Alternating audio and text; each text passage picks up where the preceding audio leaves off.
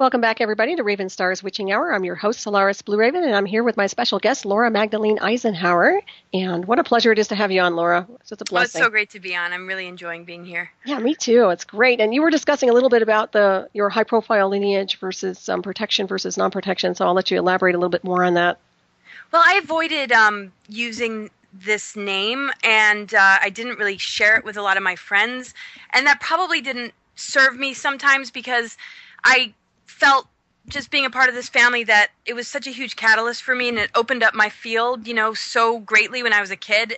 I mean, I feel like a processing machine, since the age of 6, just like, okay, what am I here to do? Why am I here? Why the Eisenhower family? And it just, it just had that kind of effect on me much more than, these are the perks of being in a presidential family. It was more like, okay, this is the energy I'm dealing with because of it. And, things connected to, all these rumors with extraterrestrials and, just feeling on an energetic level because I was very empathic and much more about, feeling things rather than thinking things. And of course the mind then follows like, okay, what am I feeling? What is this? What is this? Because obviously my mind's extremely active. But there was all sorts of things like that were expected of me. And I didn't pay much attention to it.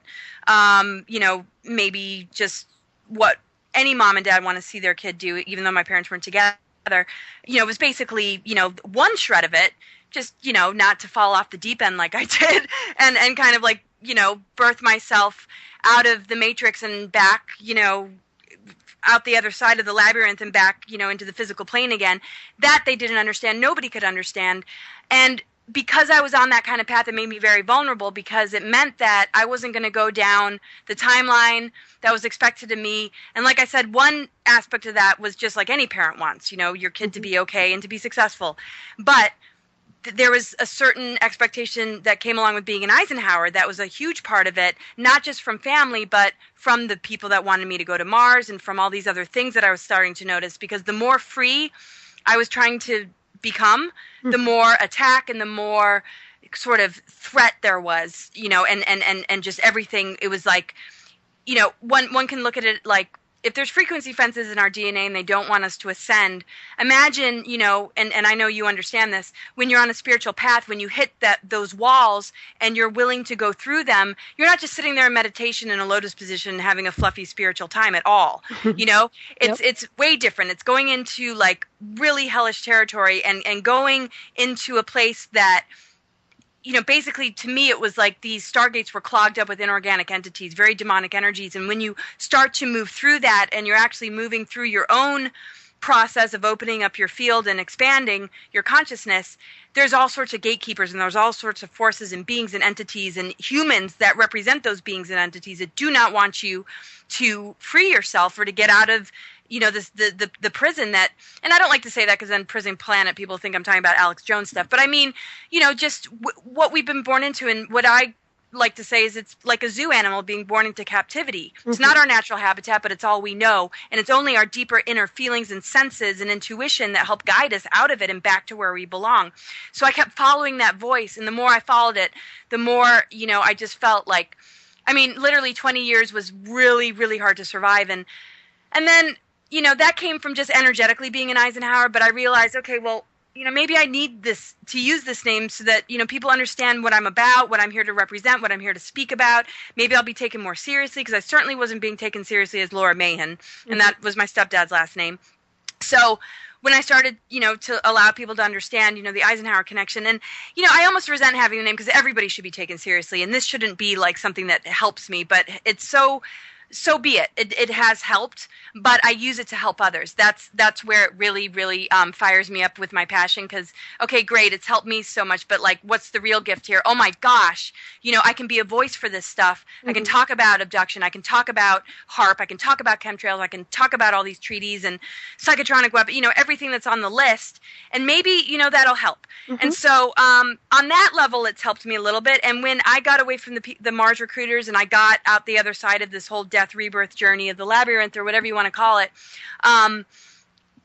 the more public I got, the safer I got. energetically, but the death threats then came, and like, the more physical threats, but I didn't feel it energetically. I could just laugh that off compared to what I was feeling, based my nervous system and just the invisible stuff that I was being attacked with. That ended up clearing, but then it ended up being physical, more verbal sort of threats. But so I guess if that answers the question, it energetically, I've never felt protected or safe. When I started to use the name, it helped me to be taken more seriously in my field and to really reach out to people and have them understand my journey and what, being a part of the Eisenhower family has done to me, which is different than the other members that might ride on the coattails of the name. And I'm not pointing at anybody. I don't want to offend anybody in my family. But they kind of like went down the more expected path, And, I blew off everything and every opportunity I could have gotten from being in that family. And I just really focused in on global transformation and exposing truth and being a whistleblower, doing whatever it takes for the human race. So, yes, I think, it does help doing what I do now today. But, it's kind of like, is it easier? Was your 2-year-old easier, or were they easier when they were teenagers? It's like, it's still challenging. It's just different sort of challenge. And some things have gotten easier, but some things have gotten more challenging. Right. And one could flip it, before and after I use the name. So yeah, well, I think your great-grandfather would be very proud of you, quite honestly. And I think that, like I've said before, you're carrying the torch, and maybe you're relaying data that he was never able to do. And I think that's another thing. You're kind of fulfilling something on an energetic, maybe even on a heritage level, where you're able to express some things that maybe he wasn't able to do. So I think that's what it sounds like to me anyway, energetically. I mean, if I know my ancestors, because I have a lot of ancestry that's royal bloodline ancestry. And I know that when I come forward and I express truth, that they're always watching my back. I mean, I know it sounds strange, but, they don't really go away. They're just there, in other universes and star systems, as we all know. So yes, they support us, and they've moved on to higher levels of consciousness too. And I'm sure they can see the blueprint of what's happening on this world.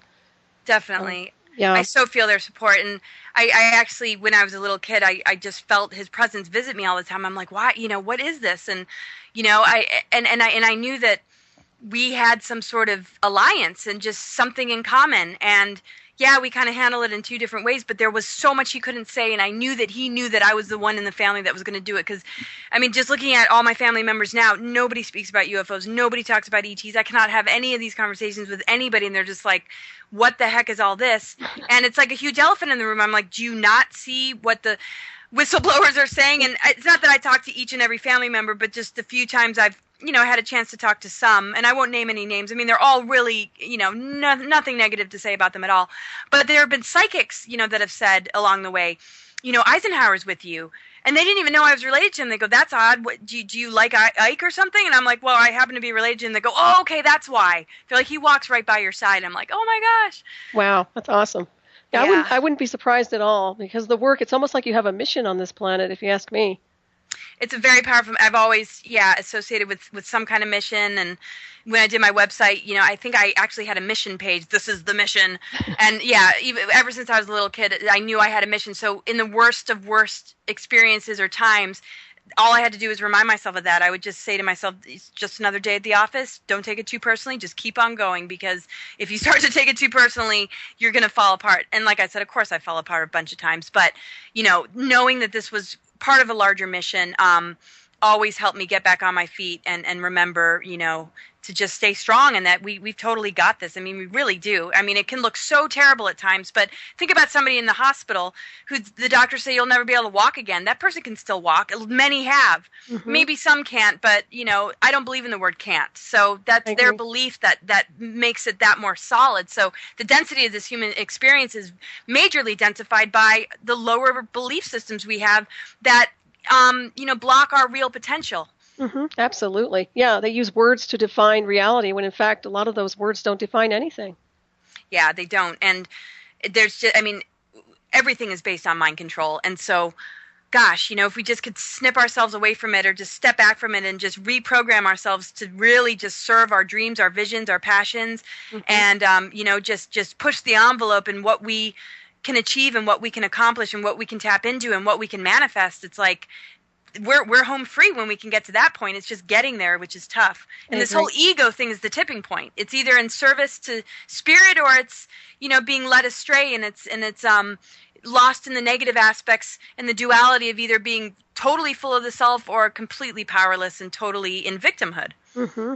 Yeah, I agree. And do you think there's potential for any of these guys who work in these covert groups to turn around and become more light conscious oriented and shift gears, or what?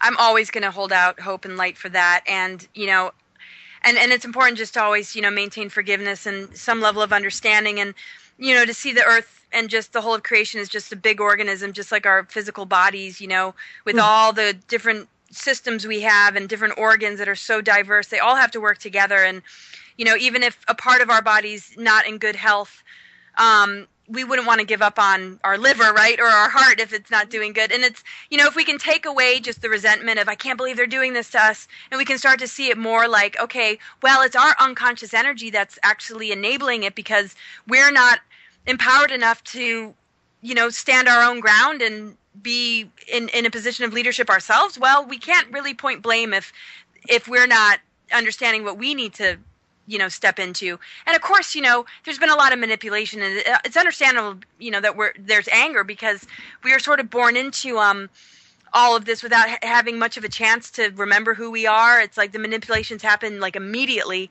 But if we can kind of drop that part of it and look at it more like we would our physical body, knowing that when we're in balance, it's easier to deflect parasites and germs and bacterias. And when we're, in harmony and we're functioning from our higher self, our bodies, come into balance, and all our organs and systems work harmoniously together. And we could adopt that same awareness to the collective and to the wholeness of creation, and just know that what we do for ourselves individually and how it can, spread and become contagious to where other people are like, hey, I feel that, let me do that too. And then we're not unconscious anymore, and then there's nothing for all these things to feed on.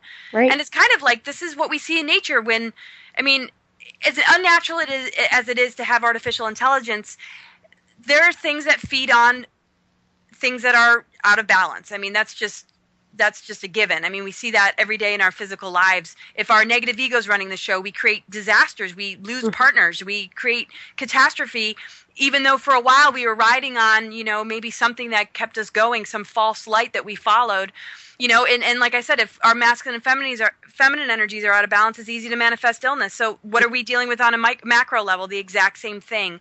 And these parasitic forces, have completely, taken advantage of where we are, rehabilitating ourselves because of all these catastrophes that happened in our early ancient history. Yeah, there's definitely a bleed-through effect without a doubt. And also that it seems to me like the split consciousness thing where there is that polarization between opposites. And I do like the aspect of the goddess returning and the goddess ascending and regaining that beautiful enlightenment. And so I'm glad you're generating that energy also. So that's very important. Yeah, it really is, because, our planet, it's a feminine planet, and it is for a reason.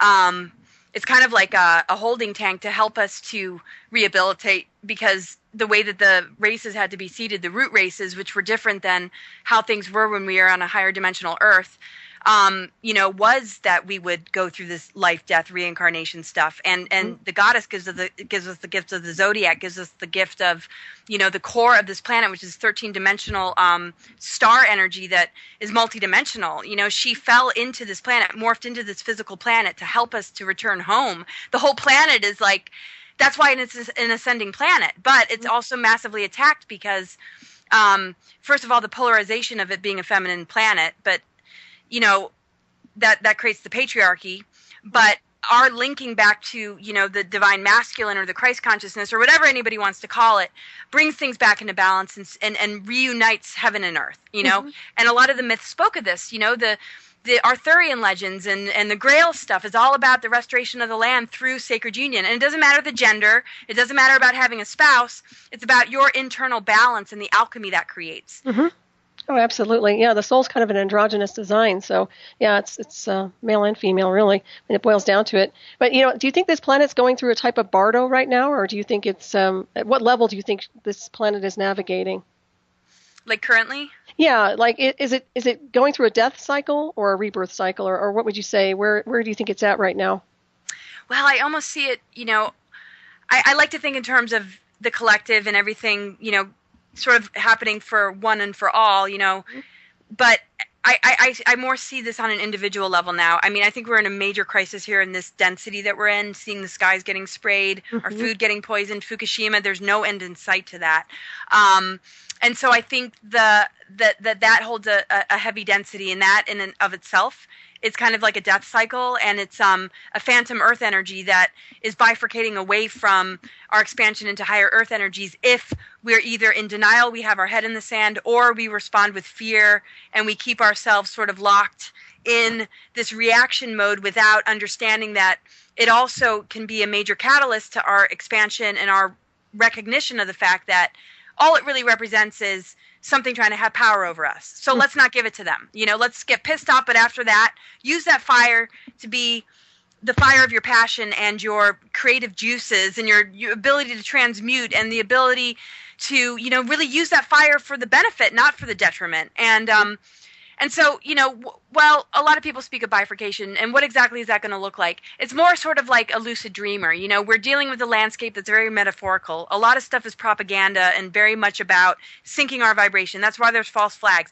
If it was enough to just spray us with chemtrails, they wouldn't bother with all the false stuff in the media. They wouldn't bother with all the programmings of the masculine and feminine. They would just spray us and it would be fine. So, in my view, you know, this is a tool that they use, but it doesn't work if you don't buy into the game. If you do buy into the game, which is all the programming, then you're immersed in it, and that is like the trap that closes on the mouse's head. If you don't buy into the programming and you keep yourself, you know, somewhat contained and protected from it, and you understand the game that's being played, and you respond to chemtrails with empowerment and, you know, the desire to expand and to unify the human race, then you haven't fallen into the trap, and you're witnessing something that is enabling you to move on and help others move on. And that's where the bifurcation happens. And so right now in this window period, it's just important for people to understand the difference, and not to assume that, you know, understanding conspiracy means you're awake. Being awake is also being, you know, careful with what your reaction is and how you treat others. And, you know, I know all sorts of conspiracy theorists that are very low vibe, that treat people like crap, that have horrible relationships, that are abusive. And it's like, great, you know conspiracy, but are you really awake? Then I know a lot of higher consciousness beings that won't even look at conspiracy stuff, that think it's fear-mongering. And it's like, hello, this is love-mongering. It's because we care. It's not comfortable for a lot of people on that higher octave from what I've seen. And that's unfortunate. I understand that, but still you've got to roll up your sleeves at some point and dive in and participate in a positive way, in my opinion. Right, and I have so much compassion for that, and on both sides. So it's not like, oh, you know, how dare you not help? And I understand how people are trying to protect themselves from buying into the belief of it, but you can still be proactive and not buy into the belief that it's going to take you down or crush you. That's what I do. And so, you know, I think everybody's got to do what they feel right, and I think that that's the best thing, you know, really at the end of the day, is to be a resource of information, to share perspective, insights, and things that will be helpful. But at the end of the day, it's really up to the individual. We have to honor each other's free will. And it would be, I guess, you know, sort of hypocritical of me to be like, you should be doing this, when I'm like somebody who's saying, I'm so sick of people telling us what to do. But, you know, at the same time, it's like, here's some good reasons why one should. And if you don't, great. You know, if it feels like it's working for you, then absolutely. You know, we have to live and let live, but we can certainly do our best to inspire. And I think it's good to just put your foot in both worlds. You know, be expansive, be moving on, and just understand that it's not going to crush you, but do your best to help people to see it so that they have the opportunity to make that decision, so they're not being totally duped. And that also they're getting some solutions. You're not just throwing it to them so they're going to have a reaction of fear. Help guide them out of the fear if you're going to present them the difficult information. Oh, absolutely. Yeah, well said again. I totally agree. And with that being said, do you feel there is a breakaway Black Project space program, and do you feel that they've already left this civilization in the dust? Yeah, I feel like there's been a secret Black Project space program for a really long time. I think it's just coming more out of the woodworks. I mean, the super soldier programs, you know, there's life all over this multiverse, and there's bases on the moon, there's bases on Mars. I mean, that's where they were going to take me. And then there's, you know, great alien technology that can simulate things that actually aren't real, you know? And so there's a fine line between, okay, what's a simulation that feels real, like a video game almost, and what is, you know, real organic stuff here.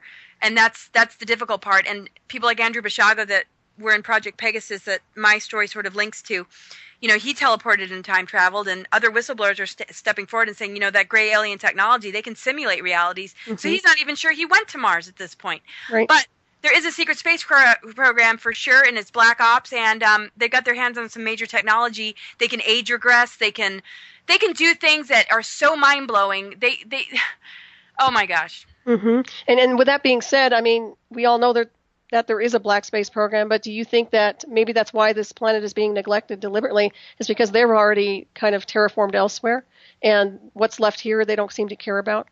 Well, the whole deal was with alternatives 1, 2, and 3, which seemed to be established during the Eisenhower administration.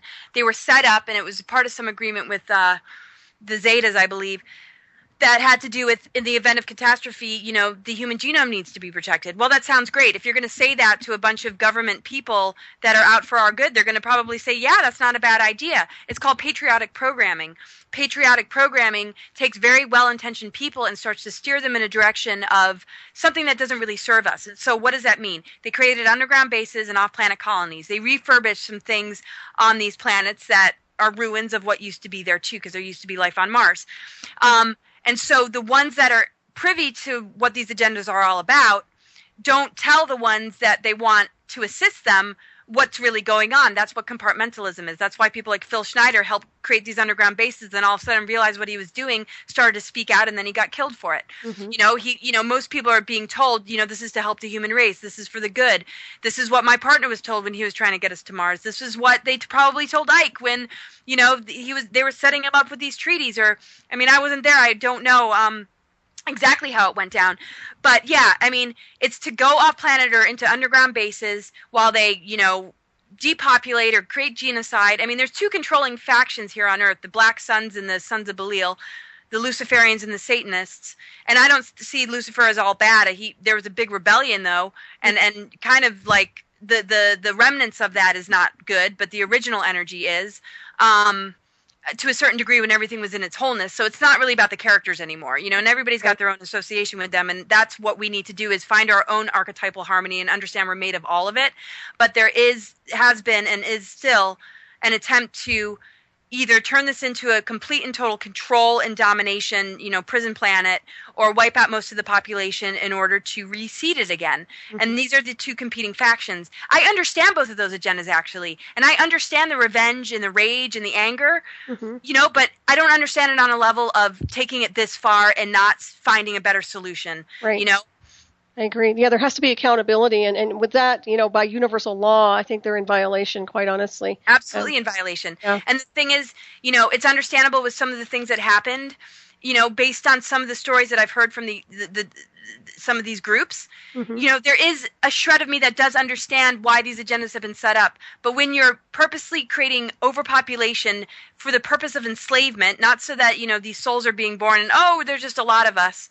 No, it's like, there's a harvesting happening. There's harvesting of energy, siphoning of energy into artificial timelines. There's so much sick manipulation going on that has nothing to do with the original people that were a part of these wars and battles in our ancient history. It has to do with humans that should not be caught in the middle. That's where my anger comes in. But of course, I transmute it into the passion to create unity. Oh, it's great. I love it. Yeah, you're such a spiritual warrior. I resonate with you completely. I'm a lot like that myself. So very interesting. But yeah, I was thinking you might have been your great-grandfather's guardian angel, for all you know. Yeah, I think we've been linked throughout just our history, our past lives. I feel that. Yeah, it's interesting, for sure. And, I know you're 100% right with your information. You're really striking true on so many different things. But insofar as the transhumanism, and that all dovetails right into the control and manipulation factor, and also converting what is spiritual into a dead machine-based communication system. So what's your impression on that, and do you think they'll have any success with that? Well, this is why I'm really hoping it works out that I speak at the Citizens Hearing Disclosure, because, I'd love to think something is going to shift on that. And so, okay, looks like I'm going to make sure, I got to do something about this. And, people like you, doing shows and putting this information out there, we're all, making something happen differently than what could happen if we weren't doing what we're doing. So that's a plus. I think, I don't think it's going to succeed. That's my positive frame of mind. But, I act as though the chances are pretty good that they can. So I never fall complacent, but I never lose my hope. Mm-hmm. It's kind of like, all right, like a cancer patient, that you have to address it, but you don't have to have chemo. You can heal it on a holistic level. It's kind of like that approach. I know that there's an impending threat. I'm not going to freak out. I'm not going to go into doom mode at all, ever. I'm going to do everything I can to transform this and do my part.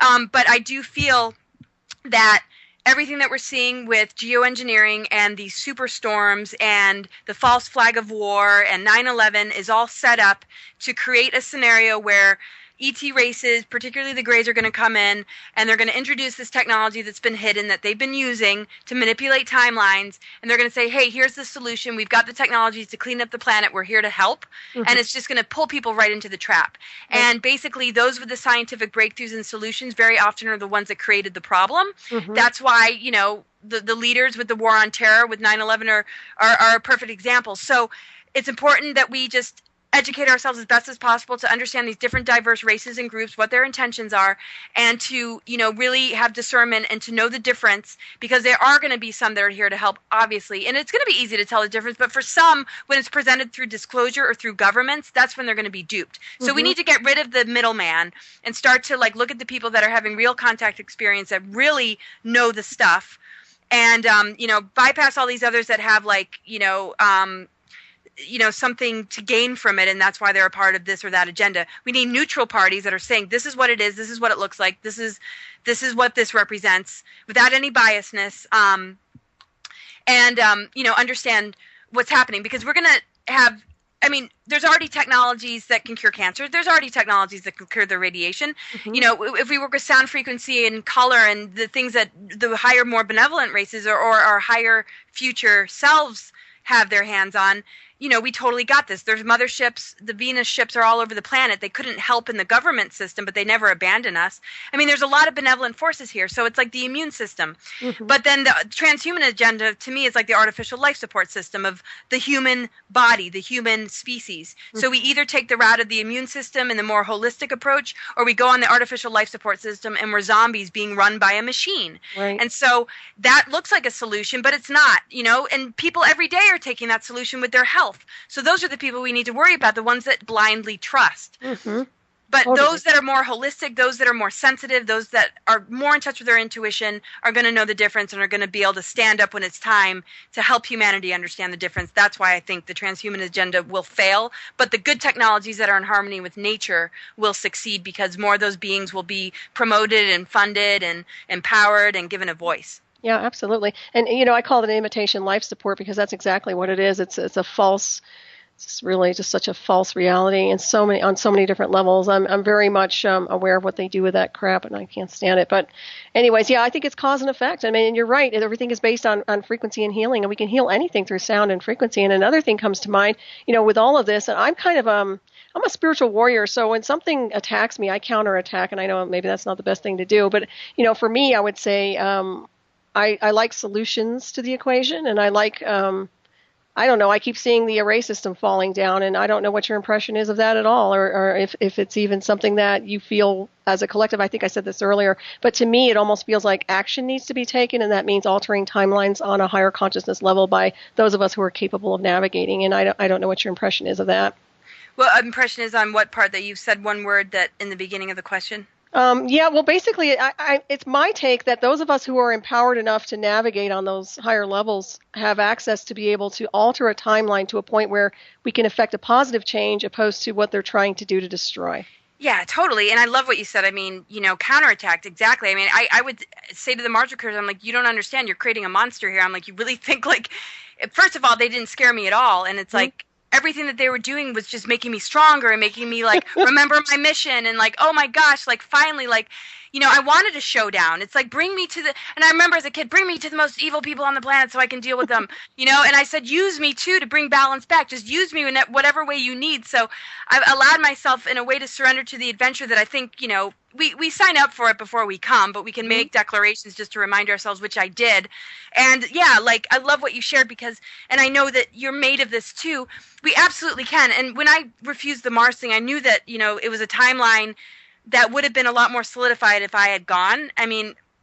all the whistleblowers coming out right now make a huge difference. All the shows, what you're doing, what you've survived. I mean, this is what alters the timelines, because timelines are like subpersonalities. When we live a life that's not really true to who we are, but we think it's who we are because our ego has attached itself to it, that's like an artificial timeline. And it's a belief system that ends up generating a reality that is pretty far off the mark of what's organic and real to us.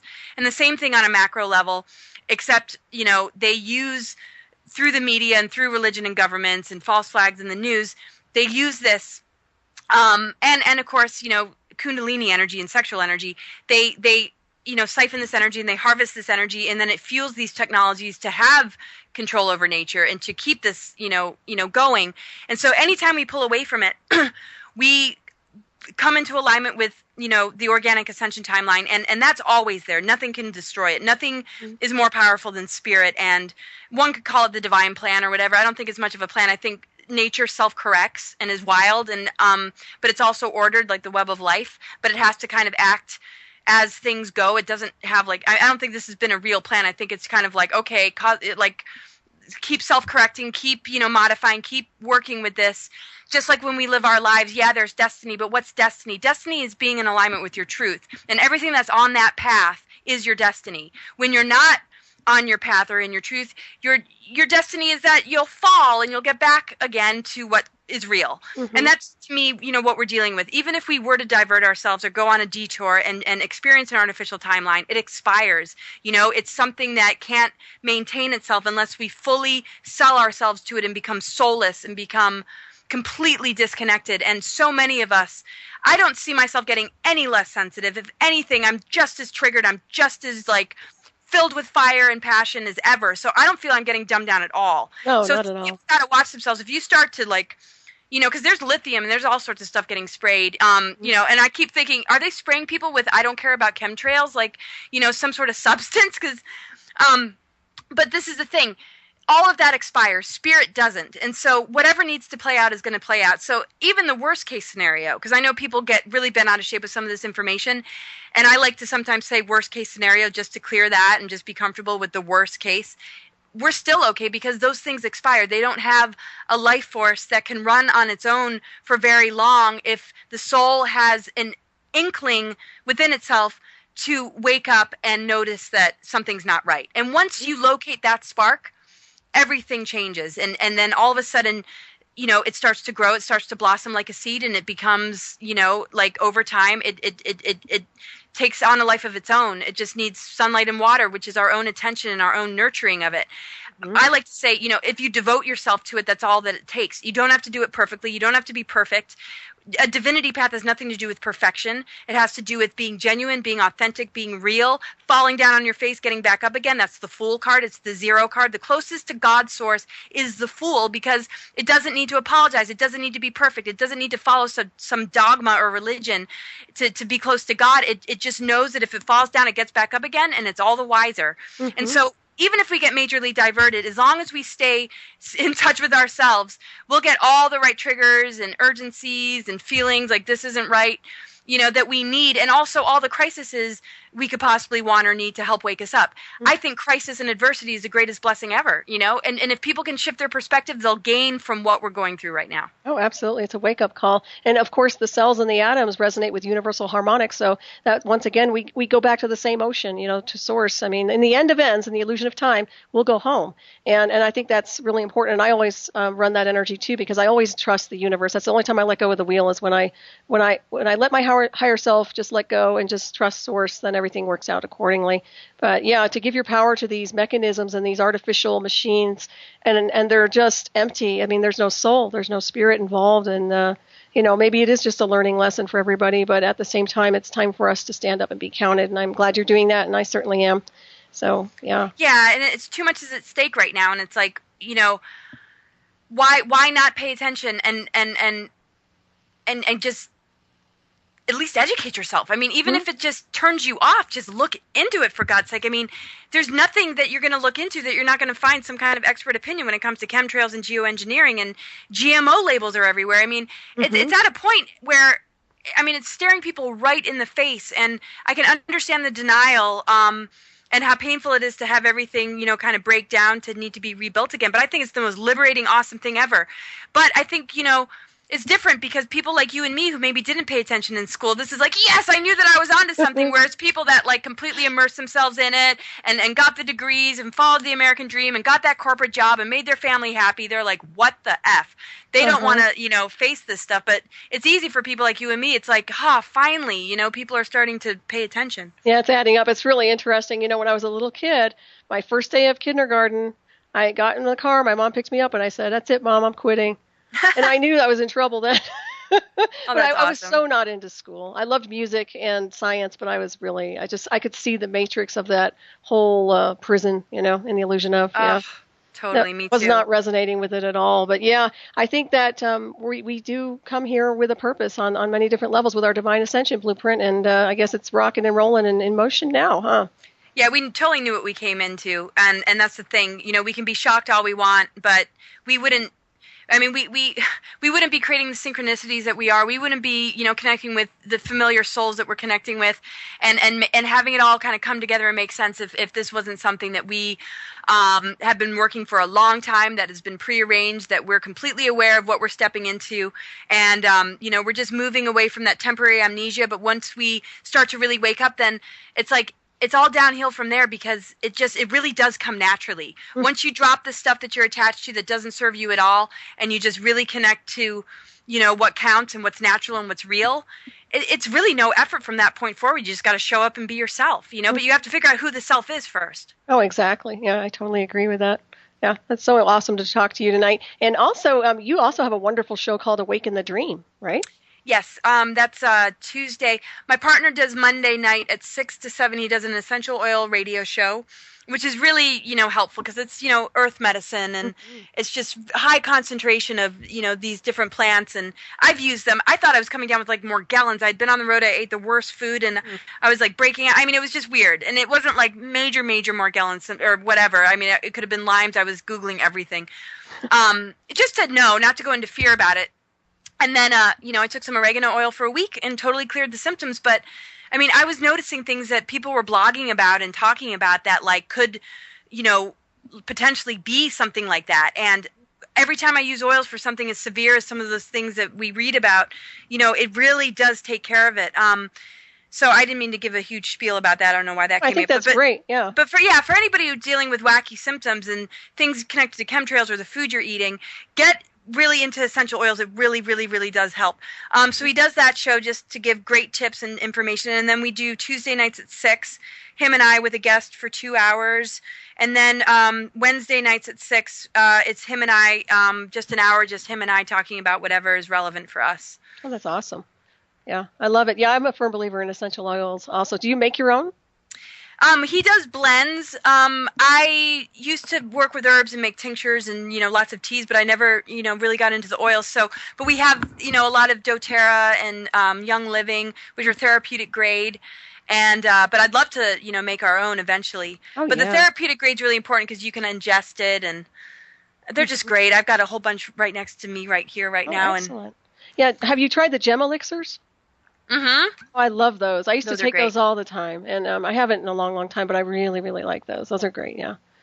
Yeah, once it's so fun, once one gets in the flow, like there's a few things that I still need to kind of like jump into and to get in the flow on. Mm-hmm. But once, the ball gets rolling, it's so nice to see, it gets really easy because your body just feels so much better, and it's just like, oh my gosh, Exactly. Well, it craves those energies and those harmonics as far as I can tell. I know my body does for sure. I love light and photons. I love photon energy. I mean, yeah, I'm like a little creature sometimes. It's really funny. Can you talk a little bit about our galactic family and true origins? Yeah, well, true origins. I mean, there's definitely like founder races. There's the seeding of life in the time matrix that came from, Lyra, and basically, gosh, when you think about it, the divine blueprint that we're all made of, and just the pleroma, the Godhead, what is that? The Trinity. I mean, it almost sounds religious, but when we kind of step away from whatever religious programmings, because what they do is they use things that are close to the truth and they distort it, and then we get turned off by the terminologies, and then we're just completely like, but, if we think about it, the mother-father energy, when they're in union, create this magical child or Christ consciousness. when we step down dimensional levels because of free will in this particular universe, which is a free will universe, the masculine and feminine energy got more differentiated, which produced the egoic energy, which is self. And the self has the choice to be in unity or to be in duality. And in this free will universe, there's been different beings and species that have made those choices.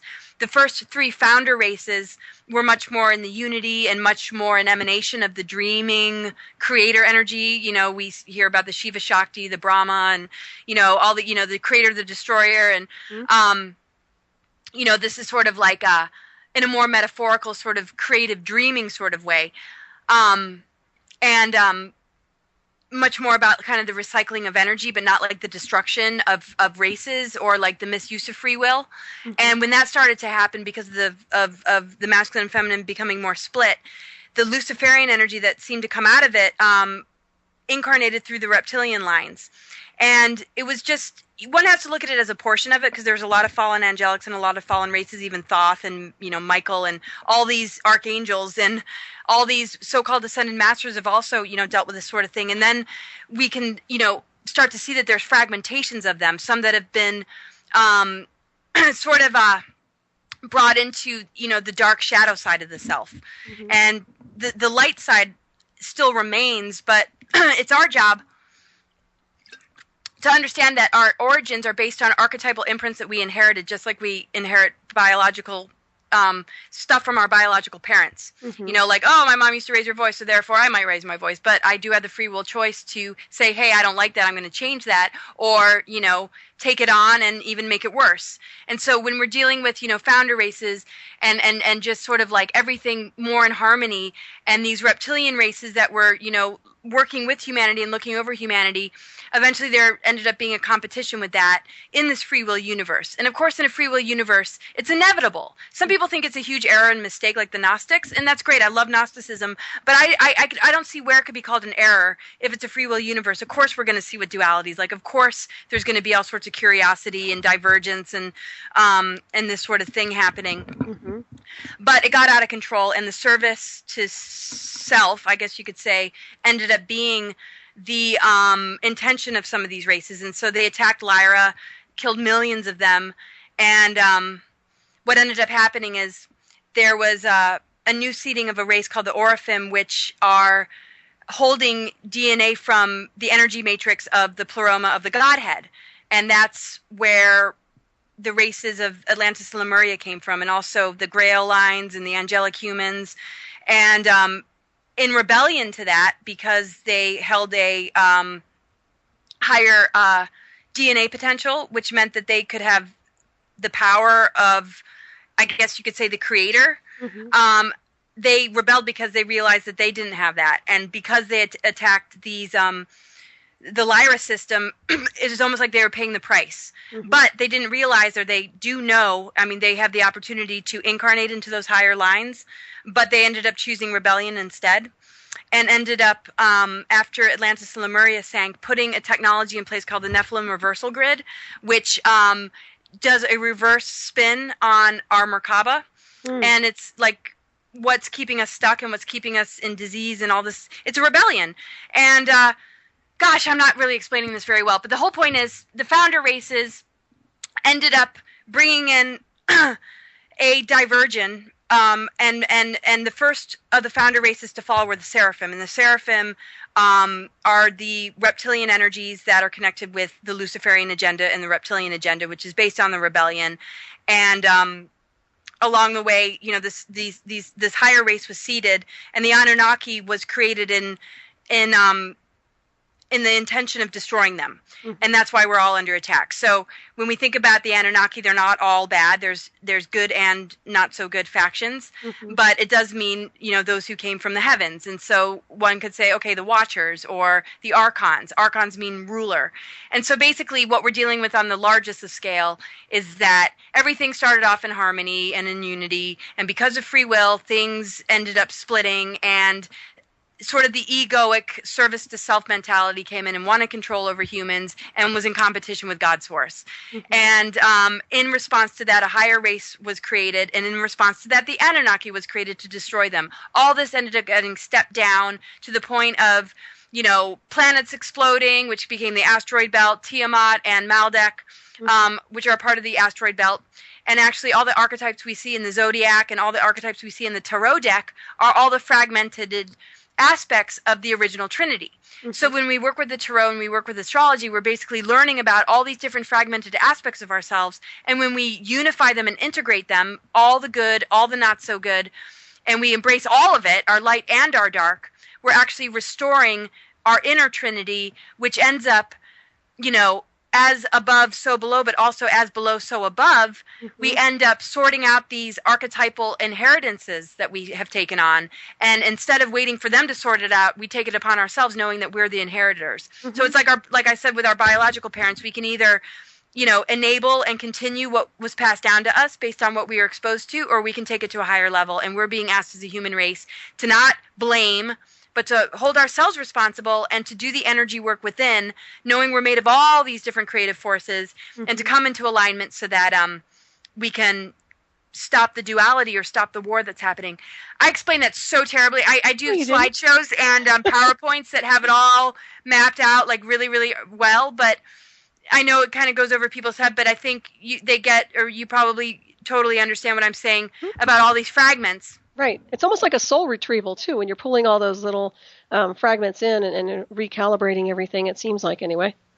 Yeah. And so, based on, a free will universe, it's split into two: service to self, service to others. Service to others doesn't mean you neglect yourself. I mean, that's a farce, and I think people get a little bit lost in that. But it means that you don't use free will at the expense of others. You don't manipulate. You don't just murder for the sake of murder. But at the same time, because in a free will universe, that's kind of inevitable, the Watchers and the Founder races were not going to intervene at all. They were going to let it sort of play out. But then it got to a critical point where all life in the time matrix almost got destroyed, and that's why they created that higher race. But there was a rebellion to that higher race, and that's why the indigos and the crystal kids are targeted. That's why these technologies were put in place, because there were also hybridization attempts to heal these races, which were the Nephilim. But then the Nephilim got infiltrated by the dark faction of the Anunnaki and the reptilians, which is why there's trauma-based mind control, because they were supposed to be a ruling elite for the good, to be kind of guardians to sort of help this rehabilitation process, but then they got infiltrated. And every attempt that the good side tried to do was rebelled against.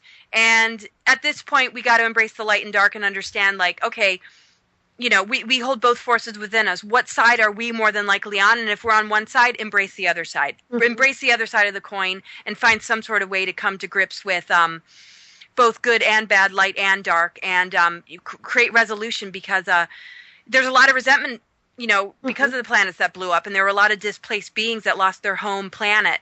And so a lot of those beings, ended up getting angry. So there was about 3 rebellions: the Luciferian rebellion, the Leviathans that were really angry that their planet exploded, and then the Anunnaki, which one did I say? The Luciferian rebellion, the Leviathan, and then the rebellion that, simply just has to do with, having the human race wiped out, right.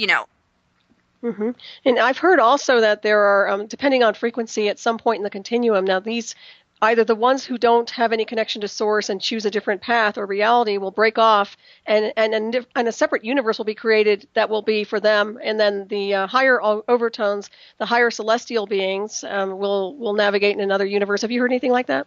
Yeah, that's the bifurcation I was sort of talking about.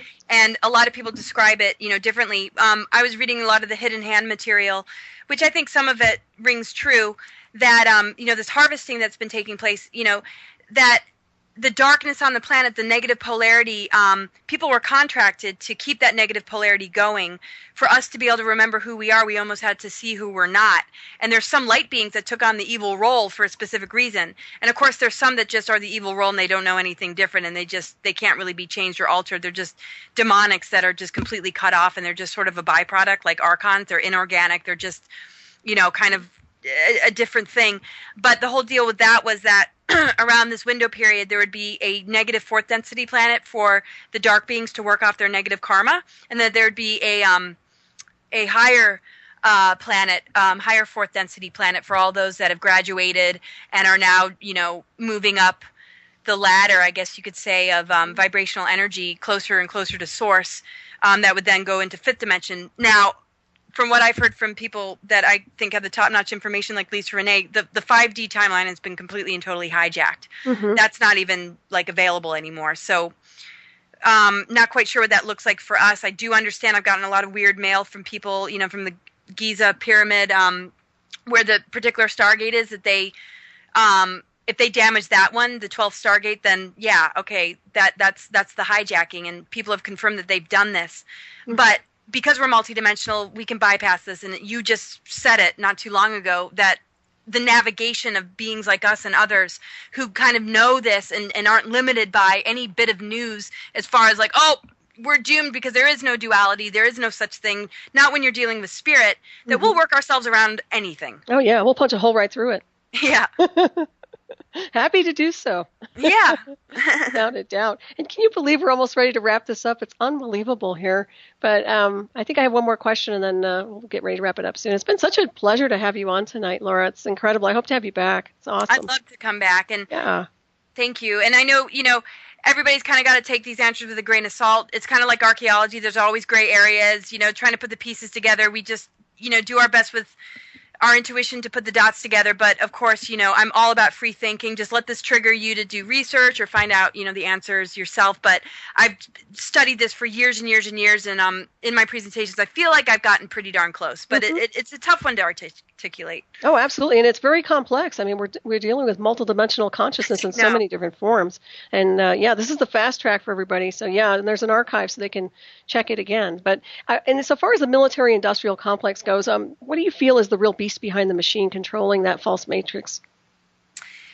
Well, that's the Nephilim reversal grid, I believe. That's the fallen Elohim, and that was the other rebellion.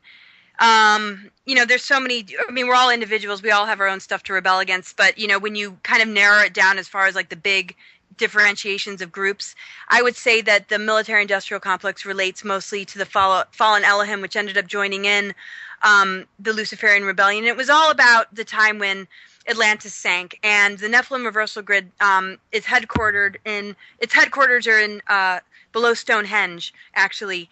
And what it does is it infects the ley lines and keeps spiritual marriage from being able to happen, our own inner union from being able to happen.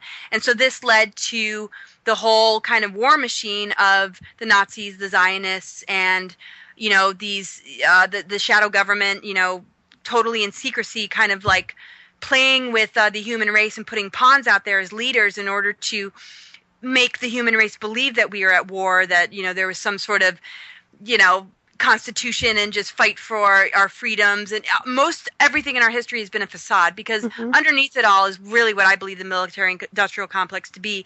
And what Ike warned us about was the deeper layers of it that are much less about humans and much more about some of these hidden technologies. Mm-hmm. Because these wars, when you think about it, they're not just, let's go shoot them up. I mean, they were dealing with, Hitler was dealing with alien technology. And mm-hmm. And now we've seen with Project Paperclip, all these Nazi scientists coming into America, these technologies are being used, and now the war is on consciousness and it's mind control, mm-hmm. with some false flags in the news and some of the wars still going on that have to do with stargates and have to do with the larger battle of the planetary stargates, which of course relate to timelines, our own DNA, and our ability, as a planet to expand and open up the portals to other dimensions and other star systems. And so that's the military-industrial complex is basically the warring factions, the controller groups that are trying to have control over the Earth stargates. Mm-hmm. And another term for it is the quest for the Holy Grail from the dark side, not, the Arthurian quest or the quest on a human soul level to find that. It's the quest to have total control over the stargates. And so a lot of the myths and the histories have been distorted in order to serve that. And that's why it all turned into these external symbols like, oh, it's just a cup that, or, that Christ bled in, or something, and it's like, mm-hmm. it gets people further and further away from what's inside. And the Ark of the Covenant, is another thing happening right now, which relates to all of this. And that was basically a portal to bring in higher beings to birth into this lower density Earth, because they couldn't incarnate here without that assistance. Mm-hmm. But now that's in the dark beings' hands. Maybe not, though, because it's there's so much to it, and who knows like what is what. It takes so much inner work just to create the discernment to know what facts are real. Mm-hmm. But there's a big thing about the Ark of the Covenant right now, because it stores the sphere that's supposed to be in the core of the Earth that keeps the vibration high and keeps this as an ascending planet, and that's been that has been needed to be removed on a constant basis from the core of our planet and put in this Ark of the Covenant. And that's why there's been so many quests for these things. Mm-hmm. But we have to understand that it's all internal. If we keep making it about the technology or us having the technologies or them having the technologies, then we're, externalizing our consciousness to the point of forgetting that if we don't get in touch with what's inside, we can't be playing chess here and see who wins. We got to get out of who wins and who loses and take it upon ourselves to say, you know what, I win. I'm the Ark of the Covenant. I'm the Grail. All of us, every single one of us, all 12 tribes that were seeded are angelic human lines. Mm-hmm. The controller groups, though, that were around before these lines were seeded are the ones that are playing tug of war with our souls. Oh, absolutely. So well said. That was just awesome. Yeah, and the intent is pure. And once again, if their intent isn't pure, I can't see how they could easily navigate with these archives of data, even if they're stolen something, So that's another thing to look at. But I do want to thank you again for being on tonight. It's awesome to have you, and I hope to have you back soon. And I want to thank everybody for tuning in at Revolution Radio tonight. Chat room, everybody, listeners, thanks for tuning in. And join me next week when my special guest will be Betsy Lewis. And of course, stay tuned for the awesome duo and show Shiny Side Out with David Dunger and Becky coming up next to sell you on into the night from down under. And anything else you'd like to add? We've got like a few minutes left. Laura? Oh, gosh, just empowerment. There's so much information. There's so many things to share. And, remember, truth is what's within. There's a lot of different ways to tell these stories. There's multiple timelines. There's multiple dimensions. There's a lot, there. But when you look at the basic patterning and the basic story from the the larger picture perspective and how we're immersed in it, it's really simple because we each have a unique, astrological wheel. And I just want to say to people that if you're ever interested in getting a reading to understand how your personal map works, to get you into the center of that wheel, into that 0-point energy, to graduate from this time loop that we're in, and to be anchored on the Ascension timeline, look me up. And if you have any questions about anything I shared in this interview, feel free to ask, because I like to make myself available. I certainly don't want to confuse anybody. But my big goal is to really turn it back on the person, to become self-responsible, to know what you're made of, and to know that nothing is greater than you. And we're going to make it. Awesome. Very well said. And with that, we're ready to sail on out of here. Thank you again, Laura. It's been a pleasure, and I hope to talk to you very, very soon. Everybody Me too. Thank you. Yeah, and everybody have a great weekend, and I will see you next week.